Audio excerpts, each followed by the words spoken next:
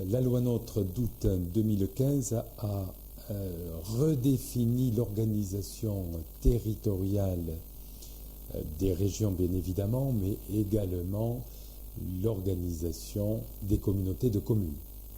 Dans ce cadre, de nouveaux seuils ont été arrêtés.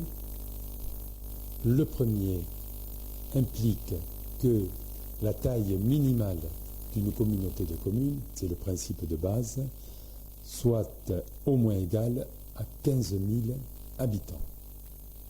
Néanmoins, en zone de montagne, ce seuil a été fixé à 5 000 habitants. Pour l'arrondissement de Haute-Corrèze, cela a une incidence directe sur la configuration actuelle des communautés de communes. Le projet de schéma qui a été présenté par le préfet prévoit la fusion des 5 communautés de communes de l'arrondissement d'Ussel. Donc il s'agit de la communauté de communes de Bugeat-Sornac-Millevaches-au-Cœur, du Pays des Gurandes, d'Ussel-Mémac-Haute-Corrèze, des Gorges de la Haute-Dordogne et de Val et Plateau-Bortois. Le projet de schéma prévoit que cette nouvelle entité a également vocation à s'étendre à la communauté de communes des Sources de la Creuse. Le préfet a présenté le projet de schéma à la CDCI le 5 octobre 2015. Ce projet vous a été transmis à chaque conseil municipal et à chaque communauté de communes. Et à partir de cette date de réception, vous avez 2 mois pour vous prononcer. Donc ce délai courrait normalement jusqu'au 9 décembre. À défaut de délibération dans ce délai de 2 mois, vos avis seront réputés favorables. À la fin de ce délai de 2 mois, tous vos avis seront transmis à la CDCI. La CDCI aura 3 mois pour se prononcer à son tour sur le projet de schéma. Ensuite, le préfet arrêtera le schéma avec une date limite du 31 mars 2016. La loi a prévu le transfert de nouvelles compétences obligatoires, notamment les compétences relatives aux zones d'activité, qui deviendront toutes communautaires à partir du 1er janvier 2017.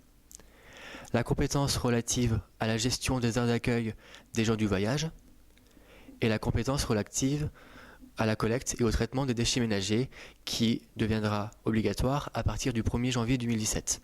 La loi a également transféré la compétence relative à la gestion des milieux aquatiques et de la prévention des inondations qui, elle, sera transférée à partir du 1er janvier 2018. La loi a également transféré 2 compétences obligatoires à partir du 1er janvier 2020 qui sont les compétences eau et assainissement. Il y aura nécessairement une période transitoire entre la situation actuelle et la configuration ultérieure.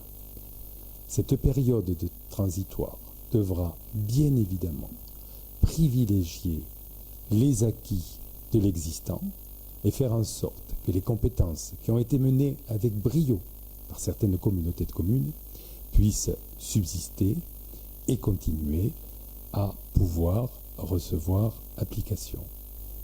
Il sera donc primordial de faire en sorte que l'équilibre entre la ville et la campagne puisse être préservé.